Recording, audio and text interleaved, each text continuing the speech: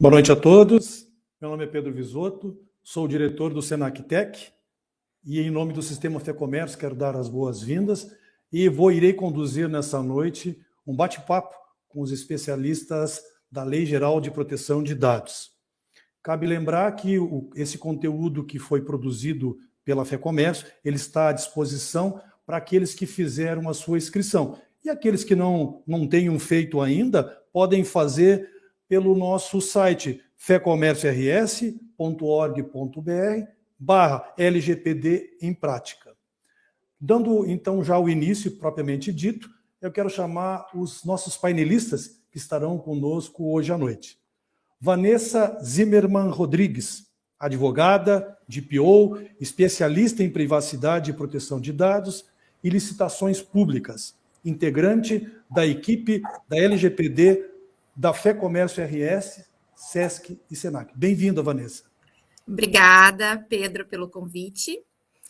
E acho que vai ser um grande debate com os colegas que a gente já tem uma caminhada e um conhecimento juntos. Muito Perfeito. Obrigada. Muito bem. Giovanni Ávila Oviedo, administrador, especialista em Lei Geral de Proteção de Dados, professor, gestor de TI e consultor em segurança da informação. Bem-vindo, Giovanni. Muito obrigado, boa noite a todos. É um prazer imenso estar aqui com vocês, fazer parte aí desse debate aí bem bacana, esse bate-papo aí sobre a LGPD. Obrigado. Bem-vindo. Léo Farias, engenheiro químico, fundador e CEO da Agência de Conformidade de Proteção de Dados ACPD Brasil, auditor líder na norma ABNT-NBR ISO 9001-2015. Bem-vindo, Léo. Pessoal, boa noite, muito obrigado pela oportunidade, à Fé Comércio, a todos os panelistas, a todos os ouvintes. É um prazer imenso sempre falar aí da LGPD, que a sociedade vem debatendo aí tão amplamente desde 1º de agosto. Eu desejo um ótimo evento a todos. Ok, então bem-vindo. Então, dando continuidade, eu gostaria então de lançar já esse tema que é tão atual, né? Fazer uma breve introdução histórica e convidaria então o Léo, como é que o Brasil chegou na LGPD? Obrigado, Visotto, por essa colocação. Por incrível que pareça, a LGPD ela vem sendo debatida, né? O início ali do processo foi em 2010, uma consulta do Ministério da Justiça, se transformou num projeto de lei em 2012, e quando foi em 2018, finalmente a lei foi publicada, em 14 de agosto de 2018. Sendo que houve, né, acontecimentos muito significativos no mundo que acarretaram a aceleração desse processo, como, por exemplo, o caso envolvendo o Edward Snowden, né, por conta daquele monitoramento em massa que os Estados Unidos passou a fazer após o 11 de setembro, o World Trade Center, e logo em seguida a gente teve o escândalo envolvendo a Cambridge Analytica e o Facebook. Então o mundo entendeu que precisava realmente se posicionar de uma forma a cuidar um pouquinho melhor dos dados pessoais de todos os cidadãos.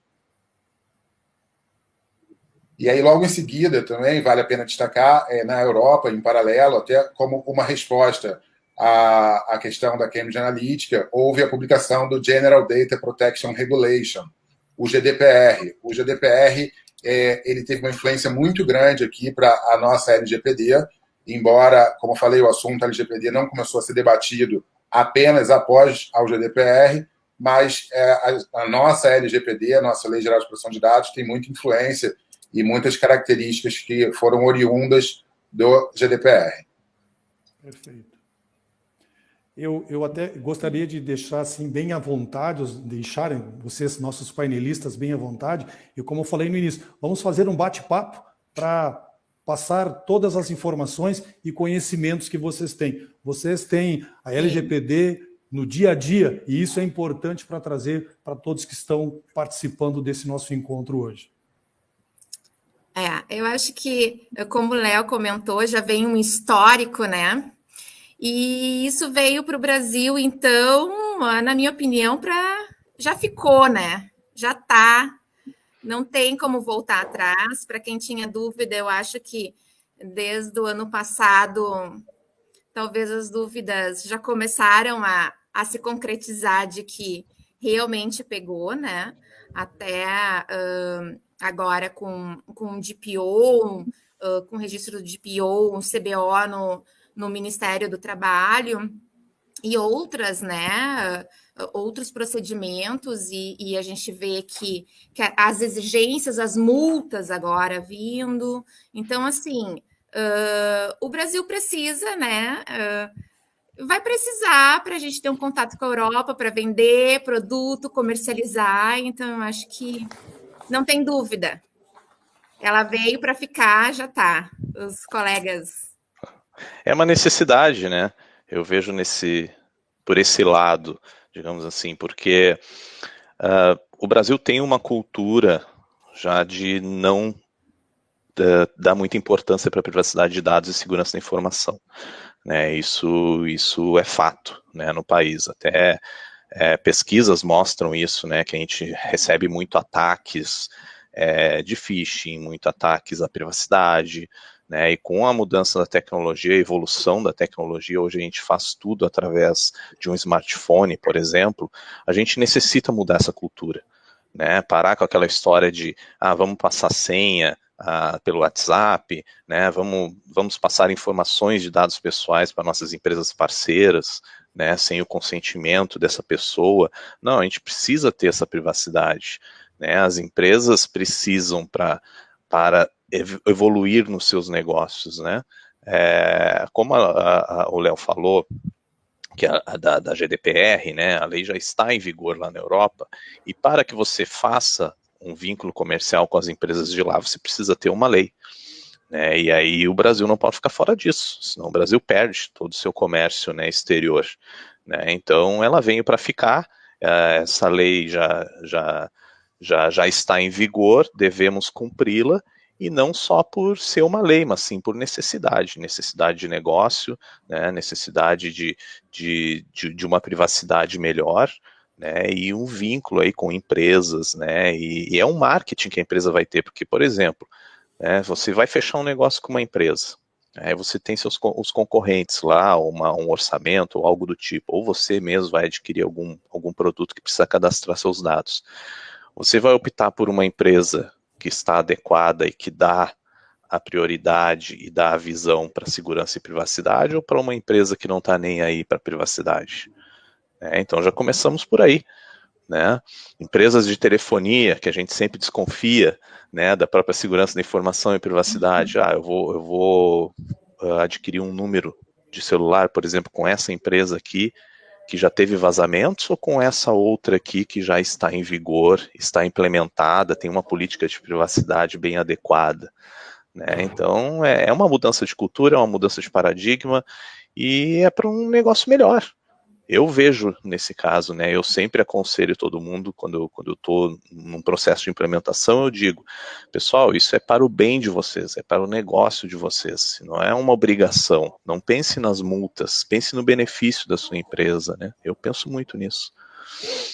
E quando a gente fala em dados, né, parece que são as grandes empresas que têm que ter essa preocupação de ter os dados, mas na realidade não interessa o porte da empresa, todas elas têm que estar alinhadas à lei.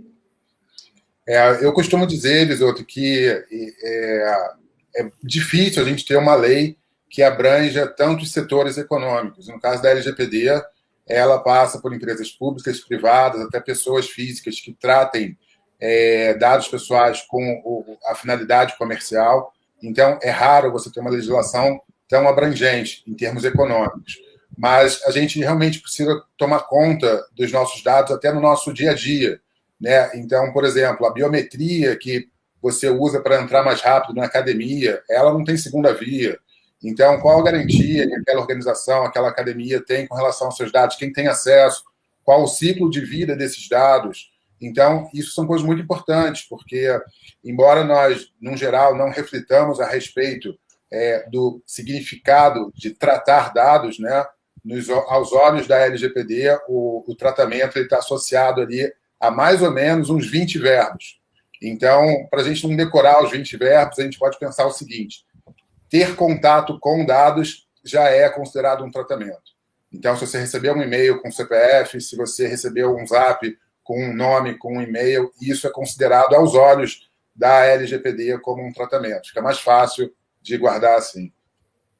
É verdade. E você falou num item muito importante que é o ciclo de vida dos dados, né? E eu vejo muito isso nas empresas no momento do processo do mapeamento, né? Quando eu estou passando por algum setor e perguntando, tá, vamos ver esses dados aqui, como que é feita a captura? Por quanto tempo esses dados ficam? Ficam por tempo indeterminado dentro da empresa, né? Aí a gente tem que lembrar, né, de dois pontos importantes, né, da LGPD, que é a finalidade e a necessidade, né? Esses dois itens são super importantes, né? Qual a finalidade de você ter esse dado, da captura dele? Qual a necessidade de você ficar com ele por um tempo X dentro da empresa ou tempo indeterminado?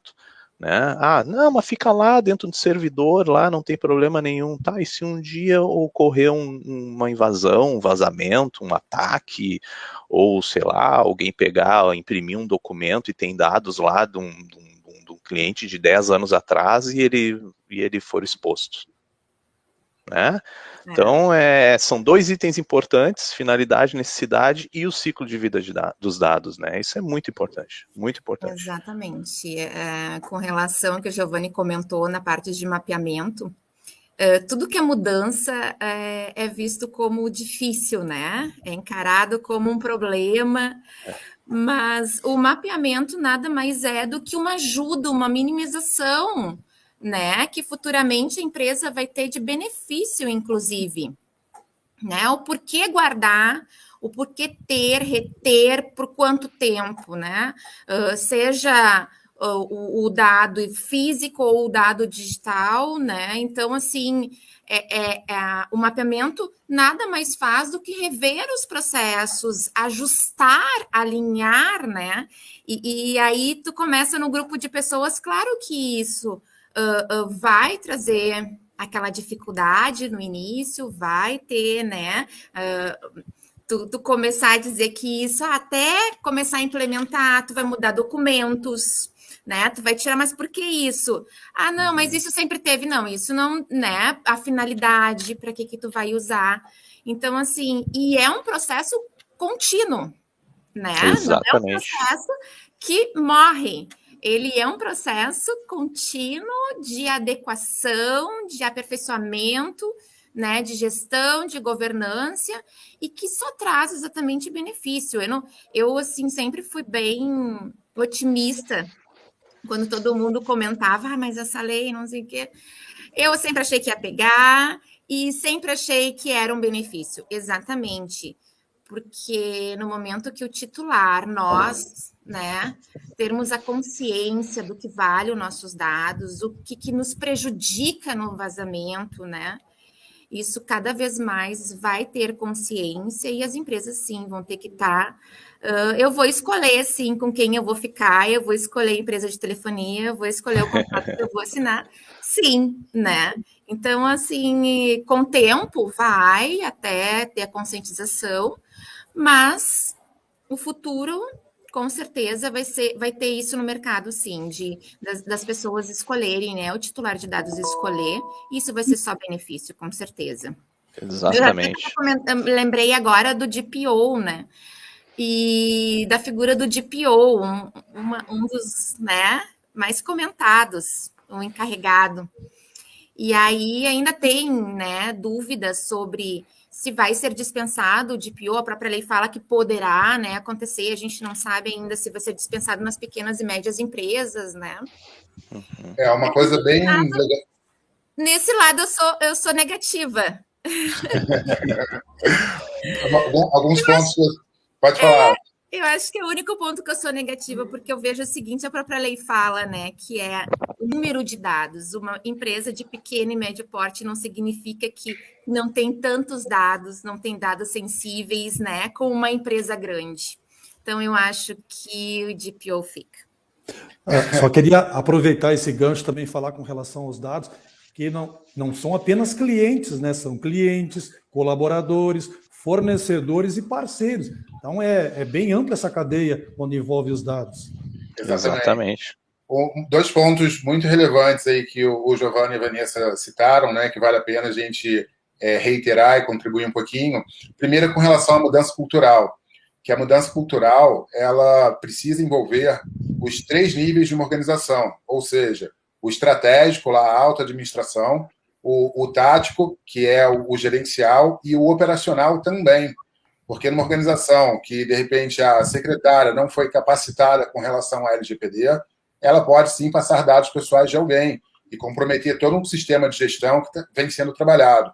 Isso é um ponto relevante, né? Então, cabe às organizações entenderem que a LGPD não é um custo, né? Não é algo ali, um peso. Na verdade, é um investimento em termos até do relacionamento daquela organização e, como o próprio Visoto falou, com toda a sua cadeia de fornecimentos também. E aí, abro um outro parênteses. Não adianta também uma organização criar um sistema de gestão de privacidade e proteção de dados fantástico e o escritório de contabilidade que ela usa continuar com todos os papéis impressos, sem nenhuma política de mesa limpa, de tela limpa, todo mundo tendo acesso a tudo.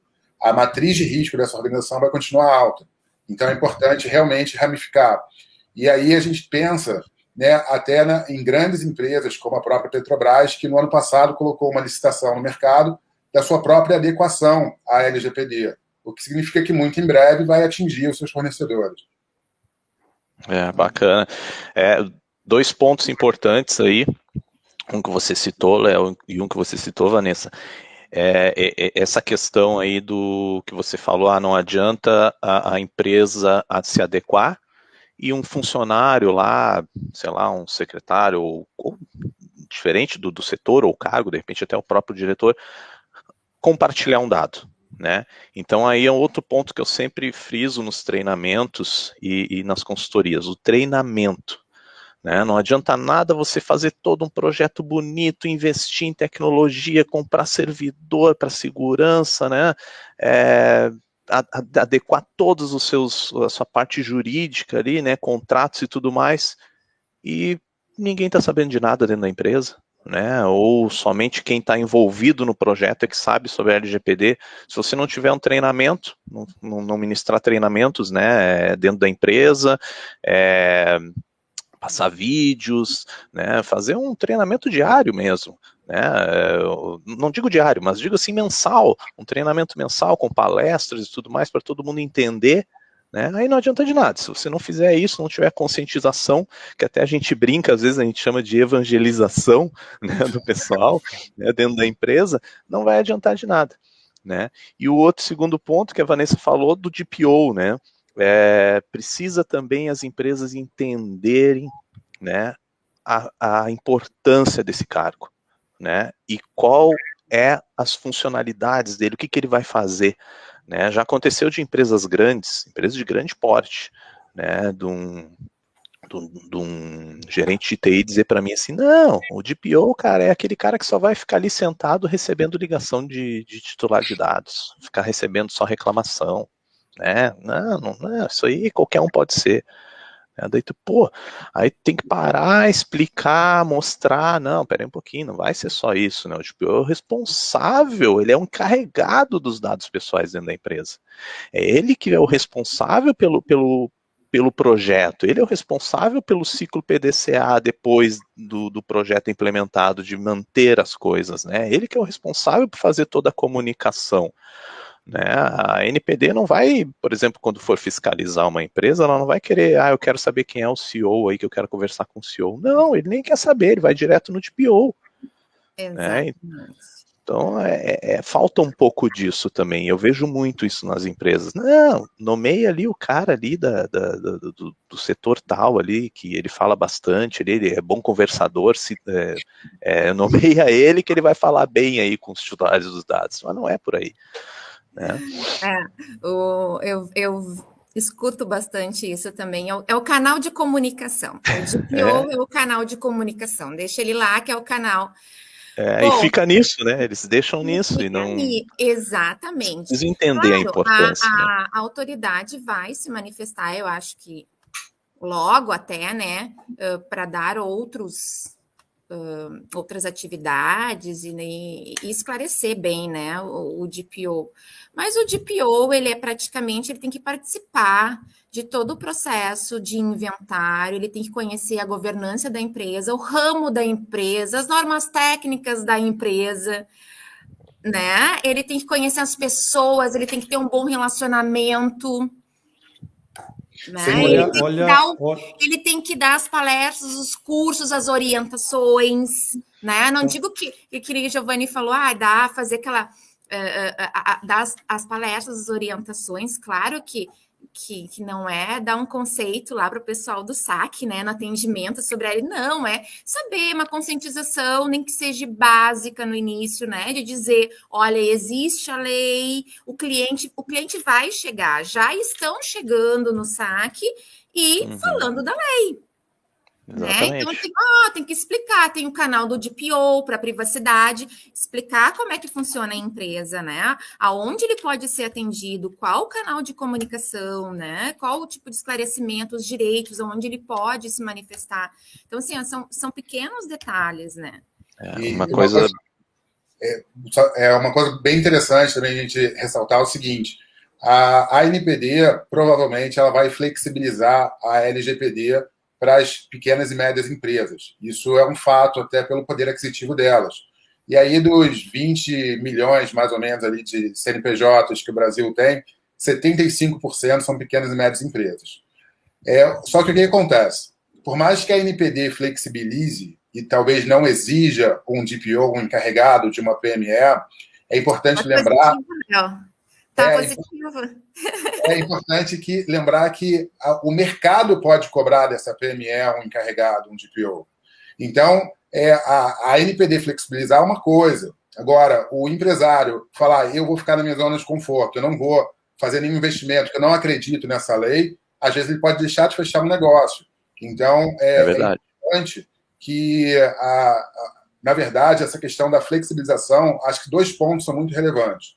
Primeiro, os recursos, e aí eu estou falando dos financeiros, tecnológicos, humanos e temporais, e o outro é da exigência de mercado. Então, é isso que vai dizer até onde aquela organização vai alcançar um sistema de gestão. E só para fechar, para passar a palavra para vocês, uma coisa que a Vanessa falou que é muito importante é que a adequação à LGPD não é uma corrida de 100 metros que você largou, chegou à ponta final e não precisa fazer mais nada. É um sistema de gestão que ele vai passar por uma melhoria contínua. Então, no primeiro ano, lá no T1 da tua adequação, o sistema vai estar com uma maturidade. Daqui a 10 anos, ele vai estar com outro, justamente por causa da melhoria contínua. Então, é algo que a gente precisa também colocar no nosso radar. Boa. Eu quero aproveitar, já que nós estamos falando um pouquinho sobre o DPO, e até comentar, né, que o Senac RS, a nossa escola Senac Tech, ele tem este curso de DPO, no qual o Giovanni é um dos nossos docentes. E ele é um curso hoje remoto, mas acontece de forma ao vivo e temos as inscrições abertas. Mas o que eu quero dizer, aproveitando, é assim, a dúvida que muita gente tem. Será que esse profissional, o DPO, qual é a área de formação inicial dele? Ele precisa ser um profissional da TI? Precisa ser um profissional do direito? O que vocês podem nos comentar sobre isso? Na verdade, ele não tem uma disciplina específica, né? Não tem uma área específica. O que precisa o DPO ser ele tem que ter o entendimento da lei, né? E tem que ter um entendimento de segurança da informação. Ele não precisa ser um expert, não precisa ser agora eu vou ser DPO, preciso me formar em direito. Não, preciso me formar em segurança da informação. Não há necessidade, você não precisa ser um expert, né, mas você precisa entender, né, precisa saber a lei, né, saber como se proteger, entender aqueles quesitos que a gente falou, finalidade, necessidade, ciclo de vida dos dados, né, as sanções, quem é o operador, quem é o próprio DPO, né, e o controlador também, quem é o operador, quem é o controlador, o DPO, e na parte de segurança da informação entender, preciso ir lá e configurar uma criptografia? Não, eu preciso entender o que é criptografia, entender o que é hash, entender o que são servidores de segurança, o que é Fire, o que é proxy, entender assim no nível geral, porque o DPO ele vai fazer o quê? Ele vai orientar esses setores, né? E uma coisa que a gente sempre fala nos próprios cursos nossos aqui de DPO do Senac você vai ser um orientador. Você vai mostrar o caminho das pedras para os demais setores. Você vai chegar no setor de segurança da informação e vai dizer, olha, esses dados aqui precisam estar armazenados de forma anonimizada no servidor. Aí você precisa entender o que são dados anonimizados, né? Não precisa ir lá e executar, mas você vai precisar mostrar o caminho das pedras para o pessoal da segurança. Você vai precisar chegar no setor jurídico e dizer, olha, esse contrato aqui com o fornecedor precisa estar com as cláusulas, né, adequadas conforme a LGPD. Vamos criar um adendo? Vamos. Então tá, aqui está o contrato e agora o pessoal do jurídico proceda dessa maneira. Então essa é a função, uma das funções do DPO, né, ser orientador dentro da empresa e mostrar para todo mundo como deve ser. Mas ele precisa entender. Então a lei não diz que a gente precisa ter um certificado, né, ser um especialista master aí de segurança ou jurídico, né? Lá na GDPR já foi especificado que precisa sim ter uma certificação internacional lá de DPO, mas aqui ainda não, né? Mas a gente entende que com o tempo talvez a NPD mude a lei, né? Então, por isso é importante, né, você adquirir, né, uma certificação de DPO, né? Eu acho muito importante isso, porque você adquire todo esse conhecimento, um conhecimento geral, não é um conhecimento a nível expert, como eu falei aqui, mas sim de entendedor e poder mostrar o caminho para todas as empresas da melhor forma de adequação. Exatamente, Giovanni. Eu fiz, né, o curso do Senac, e a gente vai se especializando, né? Digo que o DPO hoje, ele, além da LGPD, claro, tem que ficar em cima da GDPR, né? Porque a gente tem algumas coisas que a gente tem lacunas ainda a sanar e a gente não sabe o que vai fazer. Eu não sou DPO do Sesc Senac FEComércio, né? Tem uma pessoa específica como DPO, mas eu faço parte de um grupo, de uma equipe de trabalho LGPD. Eu digo grupo equipe de trabalho porque é uma empresa grande, tem a sua estrutura de TI própria, né? Financeiro próprio, RH próprio. Então, assim, diferente de uma pequena, média empresa que geralmente é terceirizado, né? Então, aqui a gente montou uma equipe de trabalho com pessoas chaves de cada área para poder dar esse suporte ao DPO, porque ele tem o conhecimento da empresa, da governança, né? E como o Giovanni falou, ele vai ter o contato com a TI, não que ele tenha que ser alguém expert em TI, né? Não precisa, mas ele vai ter que ter um conhecimento multidisciplinar, sim, né? Para poder atender. E principalmente, né, assim, eu destaco na parte do DPO é terceirizar ou não, né? Perfeito. Eu acho que é uma questão bem de gestão da empresa, né, em terceirizar ou não. Claro que daí, dependendo, pequena, média empresa, às vezes, como eu falei, é terceirizado, né? Muitas coisas são terceirizadas, aí volta o cuidado, o Giovanni, eu acho que o Léo também, cuidado com terceiros, contratos de terceiros, né? Porque no caso de multa, se eu terceirizo o meu RH, não vai ser o nome, não vai sair na publicidade o nome do meu terceiro, né? Vai sair o nome da minha empresa, porque a finalidade do cliente foi repassar os dados para mim.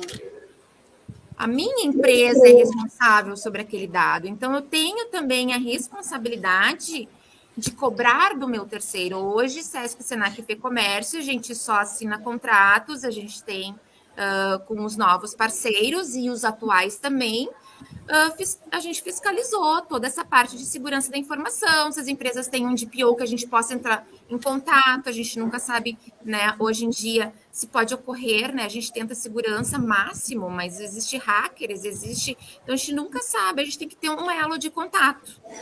Então, assim, as grandes empresas, a gente vê esse comitê, a gente vê a equipe, né, mas as pequenas e as médias, não. Então, terceirizando, tem que ter alguém da empresa, mesmo que terceirize o DPO, né?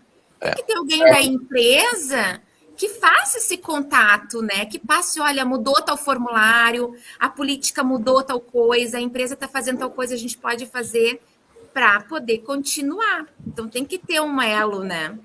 E para tudo tem os prós e os contras, né? A questão da organização, treinar um próprio colaborador para ser DPO é muito válido.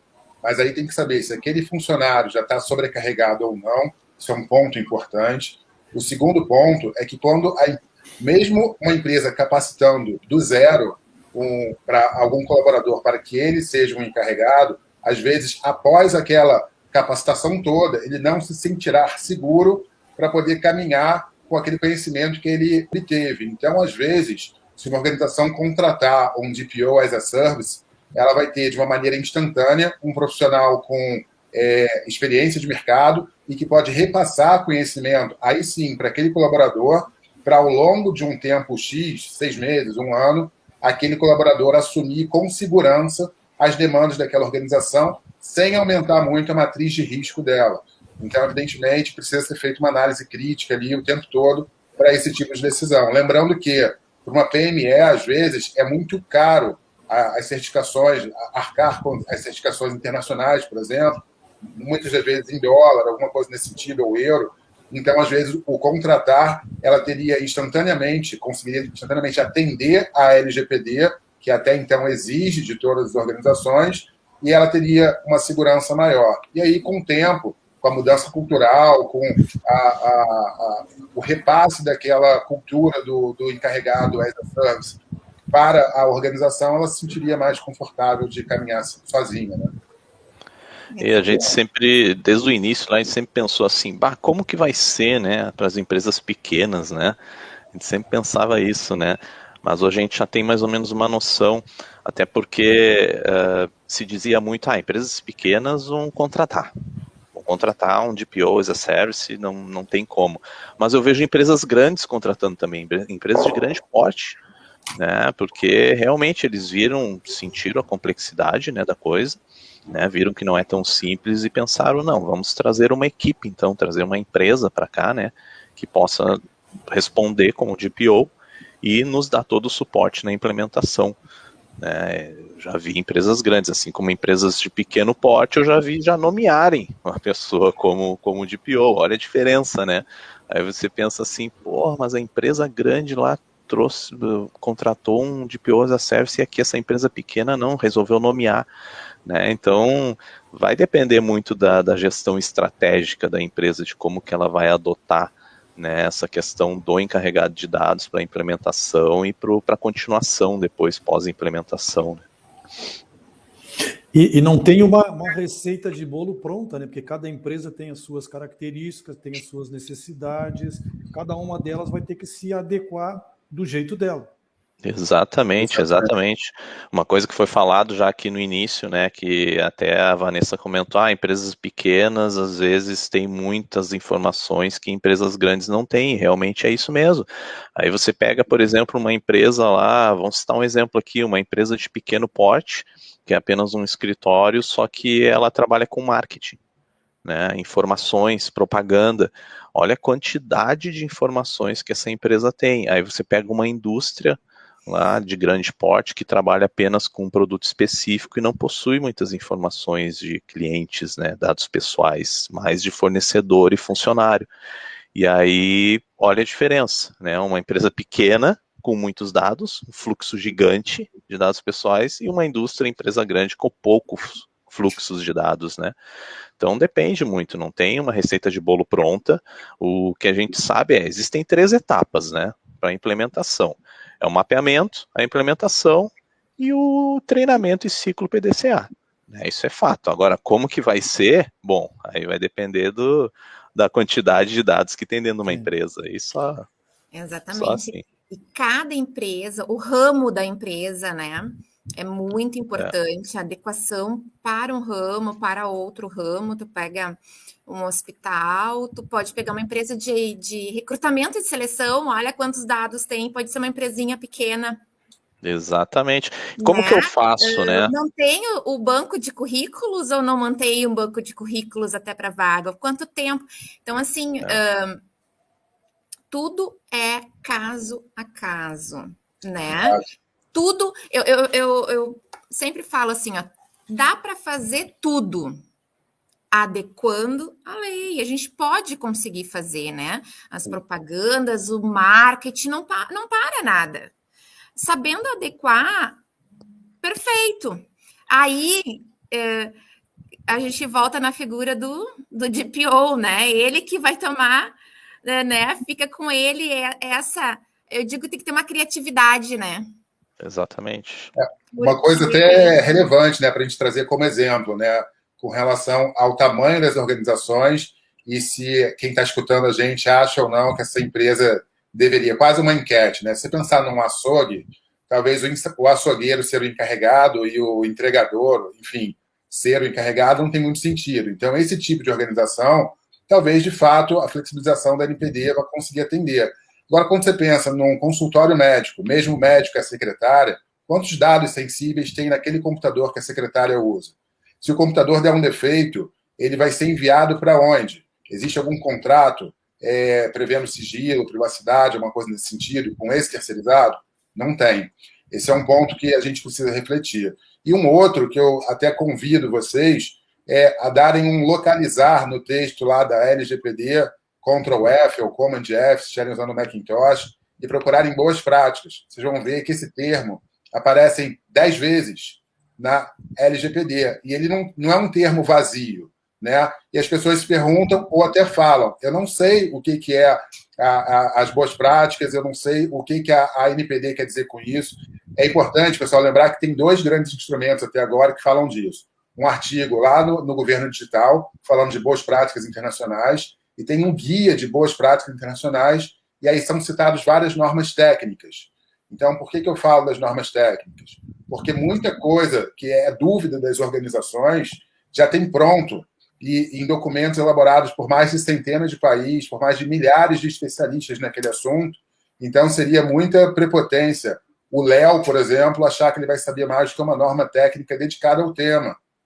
Então, pessoal, às vezes, vale a pena consultar uma norma. Ou seja, a gente tem norma que fala de gestão de riscos, a gente tem norma que fala de resposta a incidentes, a gente tem norma que fala de estrutura de privacidade, a gente tem norma, principalmente as da BNT e da ISO, lembrando que os frameworks são os mais variados possíveis, mas da BNT e da ISO tem um lastro no Brasil muito grande, então você vai conseguir encontrar auditores com mais facilidade, por aí vai.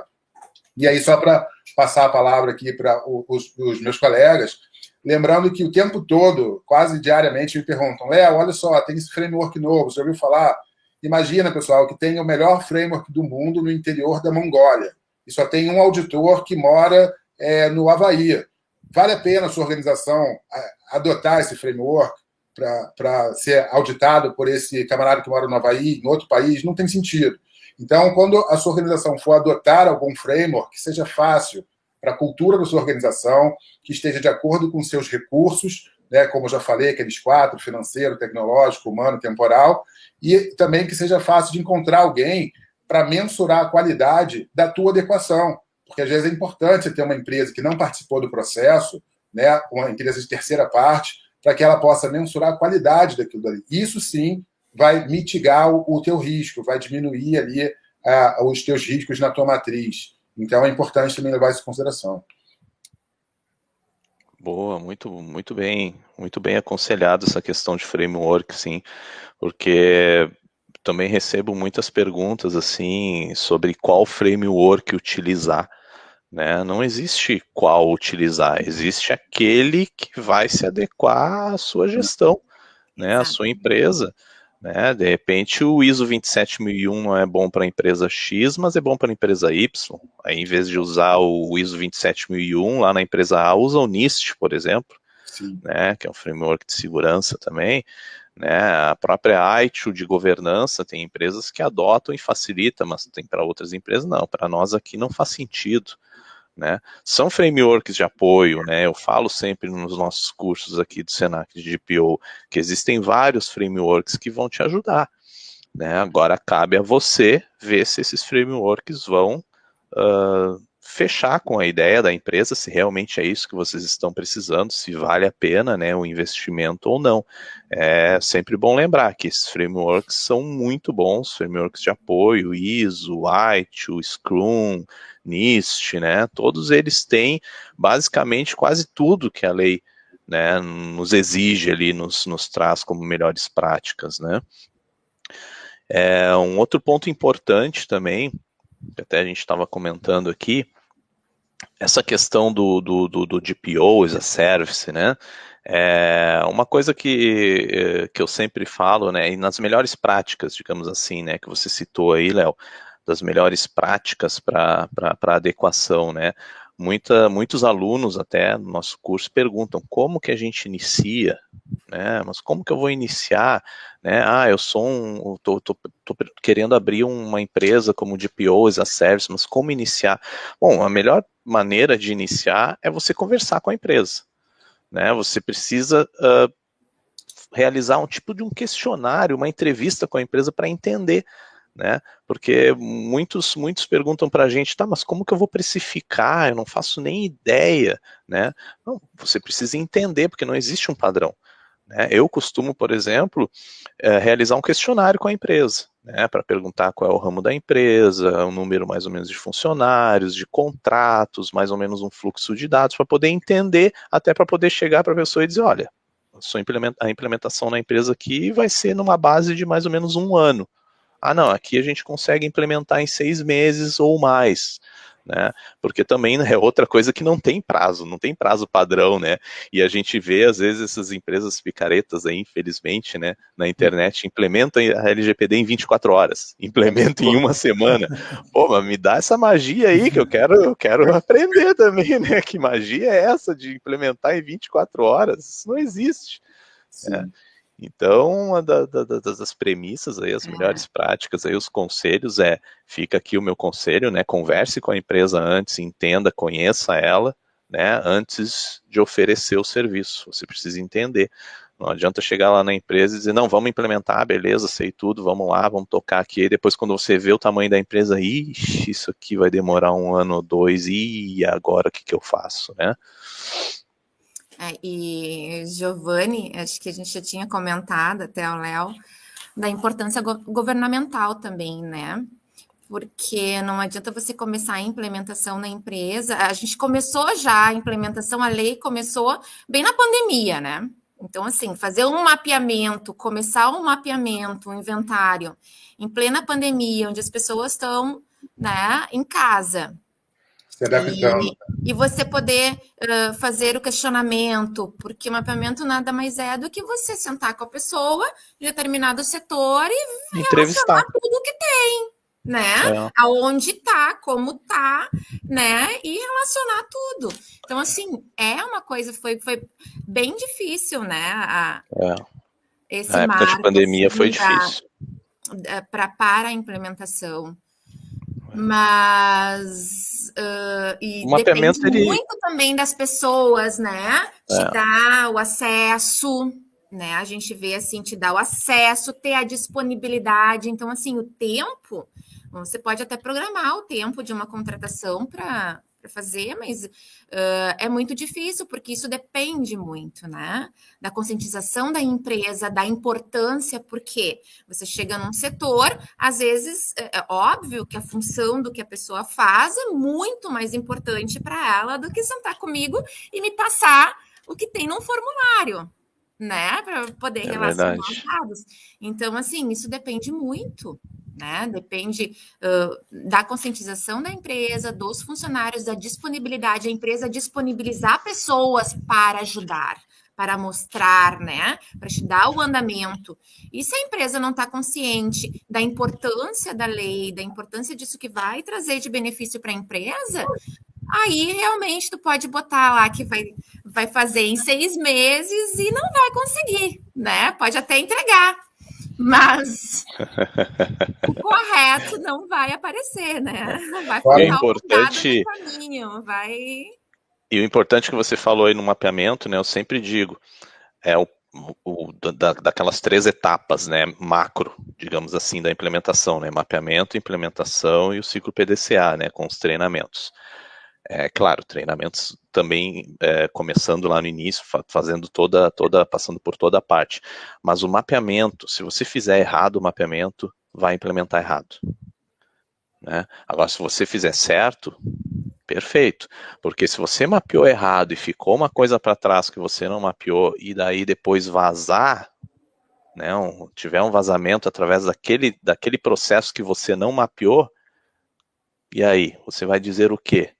Né? Então precisa ter esse mapeamento certinho. Eu sei que às vezes é difícil a gente conversar, como você falou, Vanessa, é difícil da época de pandemia agora que a gente teve mesmo, eu fiz vários mapeamentos online, né? Mas precisou muitas vezes eu entrar em contato de novo com aquele setor e mais uma terceira vez para poder entender mesmo e botar assim, olha, é isso aqui mesmo, depois faz o desenho do fluxo dos dados e mostra, realmente é isso aqui? Né, não faltou nada, tá tudo certinho, o dado passa por aqui mesmo e ele é armazenado aqui, né? Não tem mais nada faltando, porque se tiver alguma coisa faltando, não vai ser implementado depois, e aí foi-se o beleléu, né? E, Giovanni, até também uma coisa relevante, né? O inventário de dados, ele dá subsídio para outras etapas da adequação, então até mesmo para a elaboração de uma política, a elaboração de um aviso de privacidade. Então tem muita organização, né? Principalmente lá em 14 de agosto de 2018 até os dias atuais, tem muita organização que acha que estar adequada à LGPD é simplesmente colocar o que chamam de política de privacidade no site, que na verdade é aviso, porque é externo, né? Mas quem vai te dar subsídio para isso, para saber o que precisa conter essa política, que precisa conter esse aviso, normalmente é o inventário, que você realmente vai ter entendido como que a sua organização está envolvida com isso. Agora, um fato, eu gostaria de dar uma dica, né? Tanto para as organizações quanto para quem está querendo atuar como profissional dessa área. Primeiro, as organizações, quando elas procuram empresas que fazem adequação, elas precisam estar atentas que tem muita empresa ou profissional que está oferecendo o serviço de adequação, que é um serviço unidimensional, ou seja, só uma disciplina, ou TI, ou jurídico, e está deixando todo o resto de lado, mas aquela contratante não tem ideia que isso está acontecendo.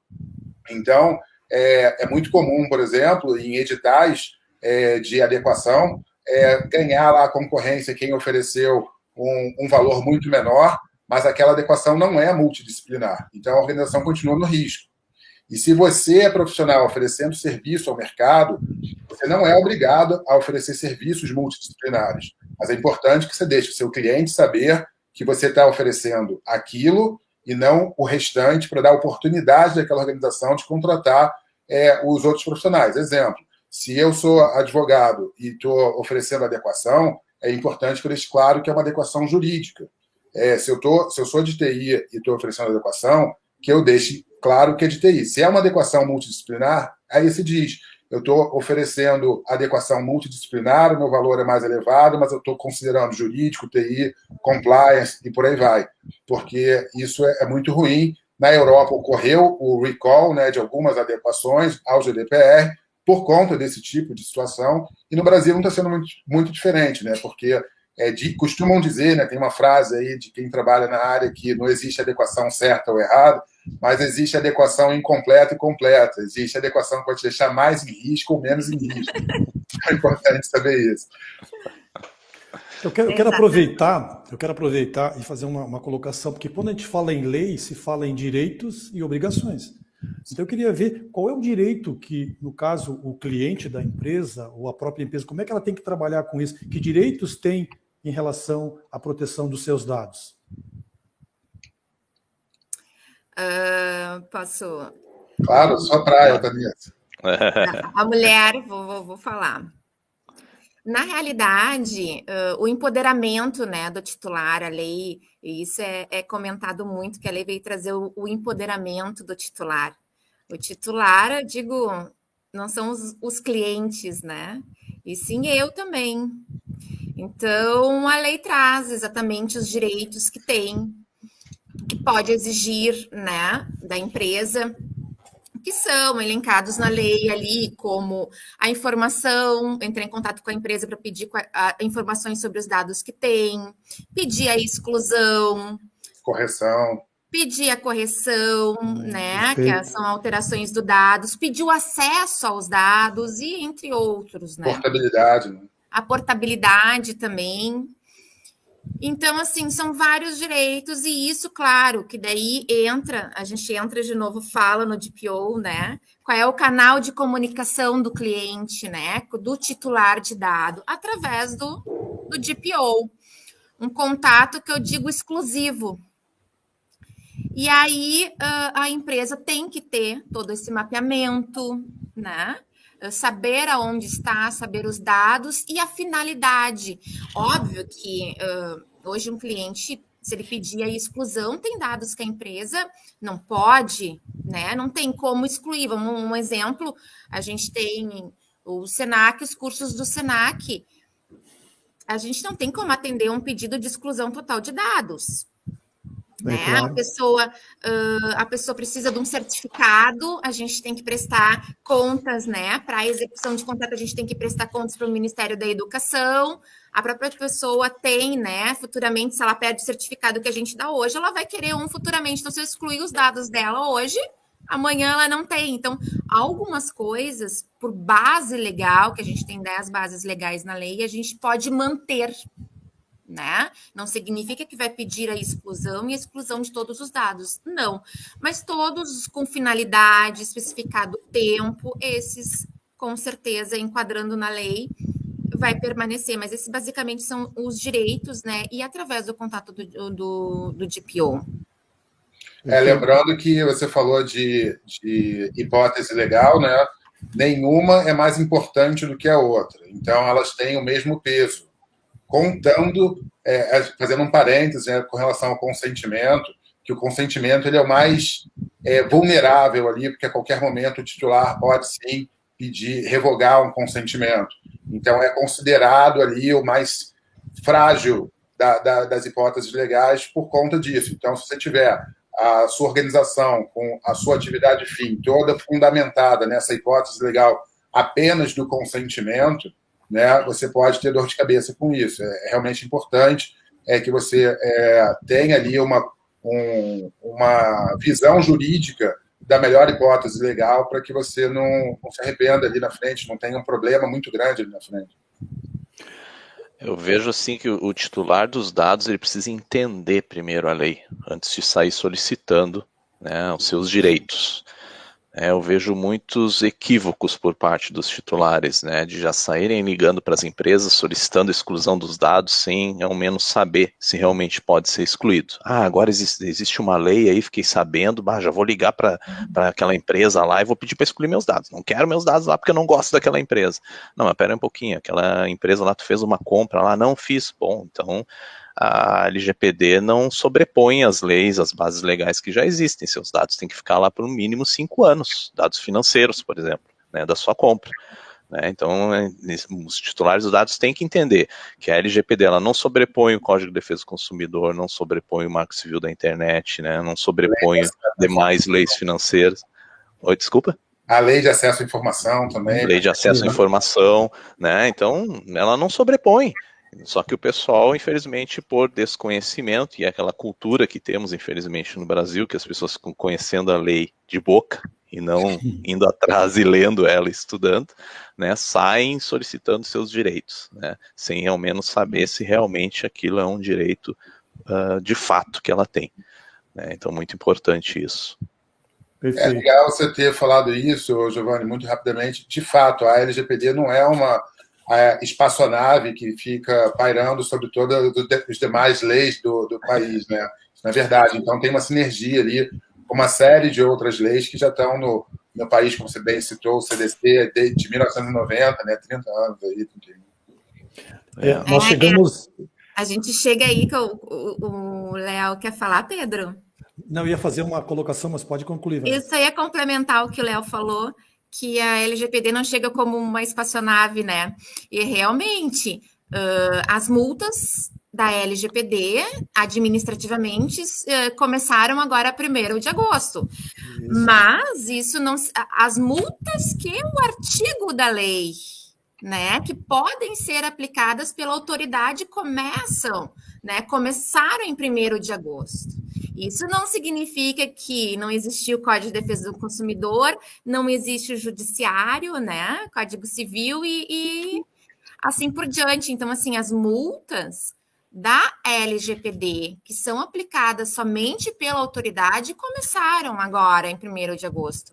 Mas o Judiciário, né, já está pronto. Então, inclusive, pode ter 2 penalidades, né? Tanto pelo Judiciário como pela agência, né? Pela autoridade, digo agência, mas autoridade. Então, pode ter duplicidade.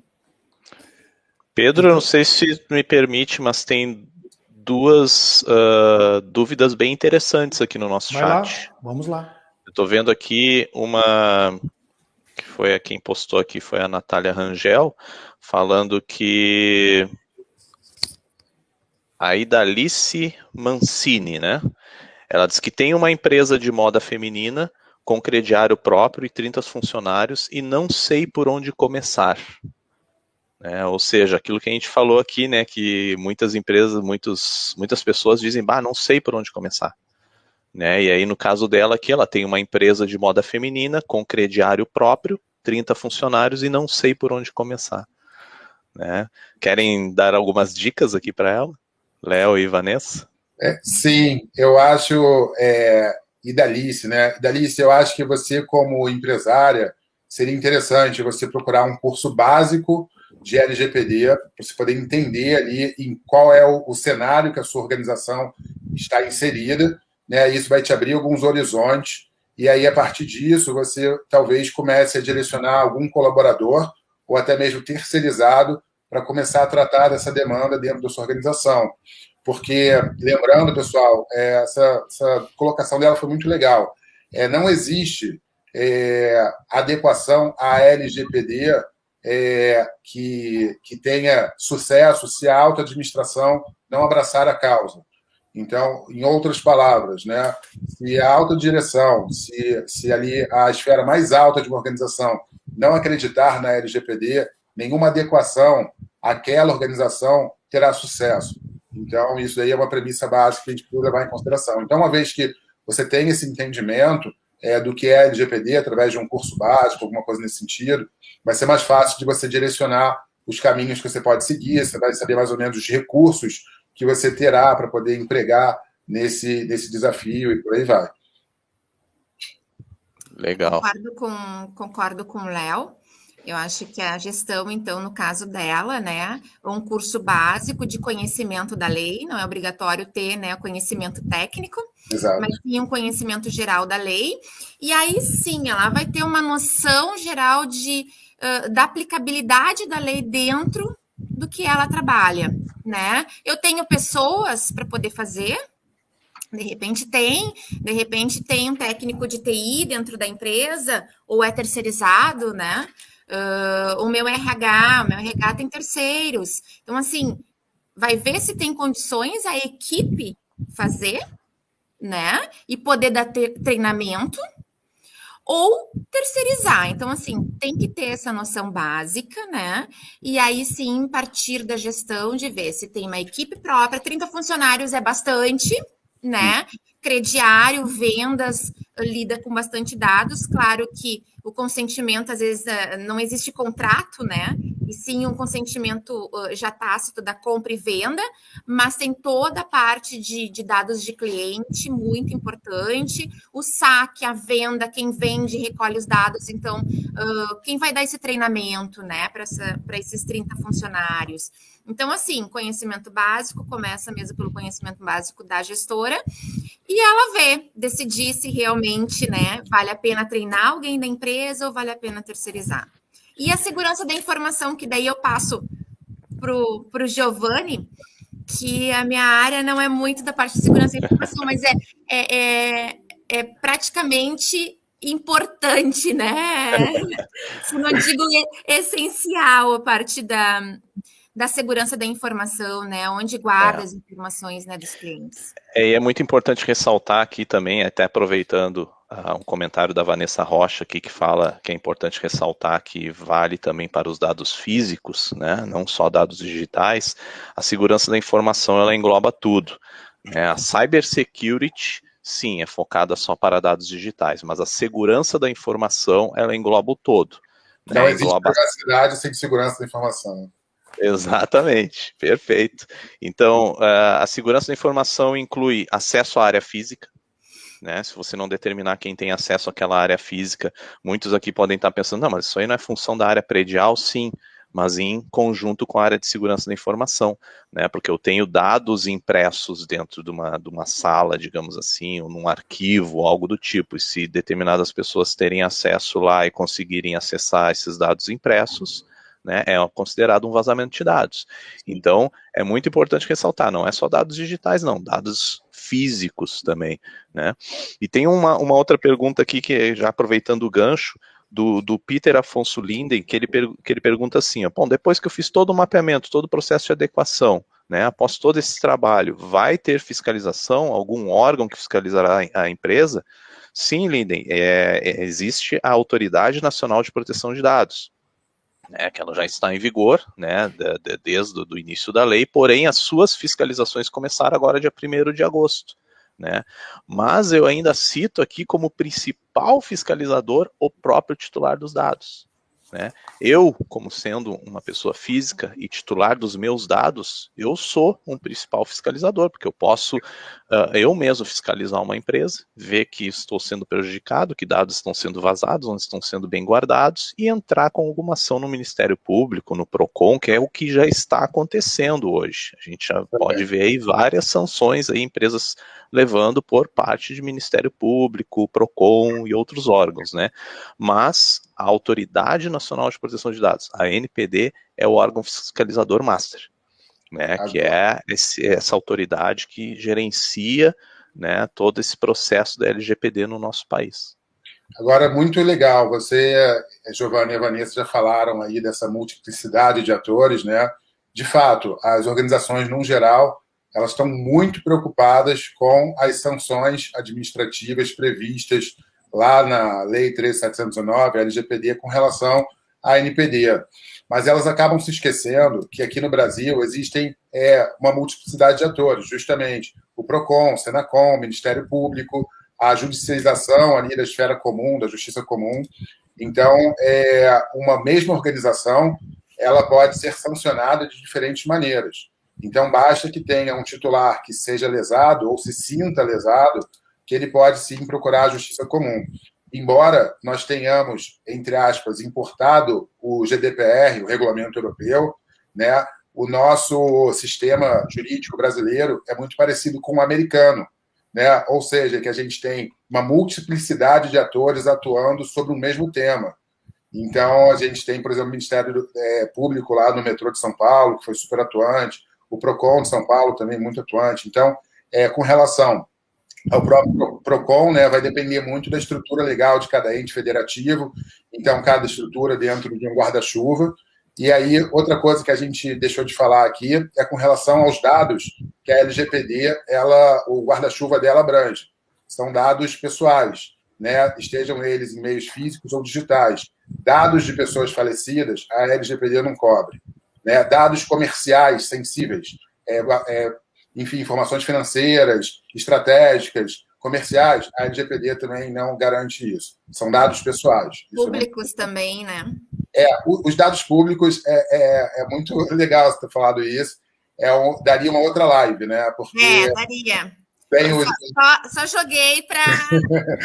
Os dados públicos, eles podem ter sido tornados públicos ou estarem públicos pelo próprio titular, mas, querendo ou não, né, a LGPD diz que os dados públicos, no geral, podem ser tratados considerando os direitos dos titulares. Então, eu costumo dizer que as empresas elas têm uma única oportunidade de usar aquele dado público para uma abordagem comercial. Se o titular se posicionar que ele não quer o contato daquela organização, acabou, e a partir dali ela estaria violando a LGPD. É uma oportunidade só.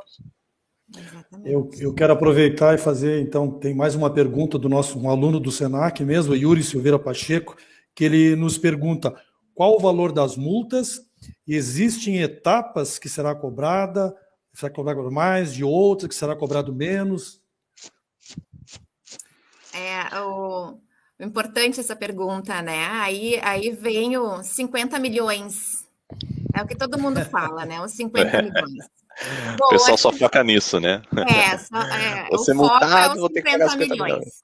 Na realidade, os 50 milhões ele é limitado ao capital, né? Então, assim, tem toda uma análise. O artigo 52 da lei menciona várias, né, punições, entre multas, né, paralisação da empresa, em tratamento do dado, em caso de reincidência, outro tipo de penalidade. Então, assim, tem várias, né, penalidades e advertências antes de ter, né? Claro que isso depende do tipo de vazamento, né? Do tipo da. Isso a autoridade vai definir. Mas, assim, o que eu posso dizer com relação às advertências, né? Eu, particularmente, me preocupo muito, né? Que a empresa que hoje se preocupa, né? A empresa que eu trabalho, que se preocupa com a imagem, né? Em prestar um serviço, tem toda aquela cultura de anos de empresa, cuidando dos dados, e então você fica com medo. Mais do que uma multa que pode ser abafada e ninguém ficar sabendo, do que uma divulgação, uma publicidade do fato, né? E isso pode acontecer.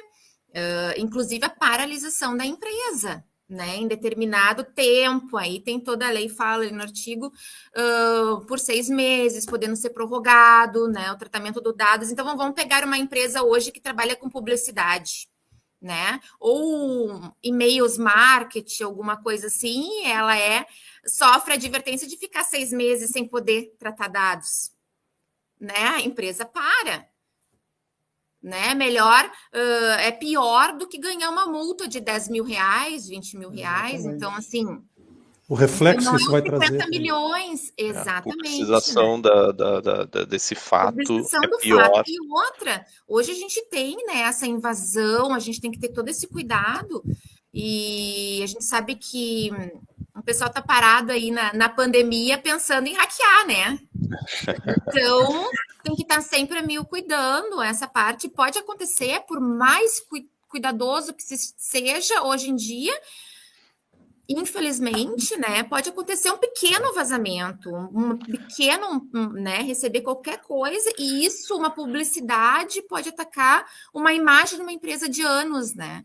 Então, 50 milhões fica, mas os 50 milhões fica limitado, era isso que eu queria dizer, tá? Não O que as pessoas precisam entender que 50 milhões é o limite, né? Não é que, vazei dados, já vou receber uma multa de 50 milhões. Isso depende, vai depender do que a NPD decidir, vai depender lá se for uma sanção através do Ministério Público, do PROCON, ou outros órgãos, vai decidir do que o juiz vai decidir no momento ali, né, na hora de decidir aquela sanção, o quanto que vai ser, porque a gente já viu aí várias multas aí que já ocorreram, de pessoas tendo que pagar 3 mil ou 30 mil reais. Vai depender. Uma coisa relevante também para poder encerrar, pelo menos a minha colocação com relação a isso, é que quando a gente pensa no Facebook, na Cambridge Analytica, o Facebook, apesar de ele ter pago várias multas, o valor da perda de mercado que ele teve, dos papéis lá, das ações dele, foram de 50 bilhões de dólares, maior do que qualquer multa. Então, às vezes, o dano para uma organização é muito maior por conta da publicização negativa do que propriamente da sanção, enfim, monetária ali, paga para uma multa simples ou não. Né? Exatamente. Já vamos nos encaminhar para os encerramentos do evento, mas antes dos agradecimentos, eu queria também que o próprio Léo comentasse. Ele está diretamente do Rio de Janeiro conosco e também é um docente da área do DPO. Pessoal, eu sou fundador, né, e CEO da Agência de Conformidade e Proteção de Dados, ACPD Brasil. Então, a gente está nos projetos muito bacanas, por exemplo, a gente está contribuindo aí com uma das maiores universidades do Brasil, que é a Universidade do Estado do Rio de Janeiro, fazendo a adequação, capacitando o comitê técnico deles e tudo. Então, quem estiver procurando curso básico sobre LGPD ou cursos mais específicos de norma técnica, nós temos sim como contribuir. Então, pode visitar lá o site acpdbrasil.com. Lá tem meus contatos também. Quem quiser me adicionar no LinkedIn, me mandar mensagem por lá, será um prazer. Caso eu demore um pouquinho para responder, eu sempre respondo, né? E a gente também tem outros produtos, como adequação e até auditorias. Então, e DPO as a Service também tem esse tipo de serviço. Então, a gente consegue contribuir com empresas dos mais variados tamanhos também. Não pense que são só as grandes, né? Que a UERJ é gigantesca, com mais de 8 mil servidores, mais de 45 mil alunos, mas a gente também atende os pequenininhos também. Muito bem. Vanessa, quer fazer suas considerações finais? Eu queria agradecer, foi muito produtivo, que eu acho que o momento que a gente se encontra, a troca, né, o debate é muito importante.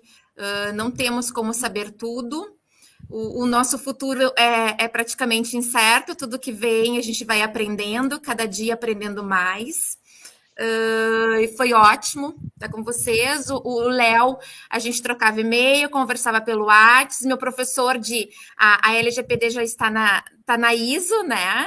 Então, me capacitou. E o Giovanni também, no curso de DPO. Então, foi um prazer enorme. E que venham outras.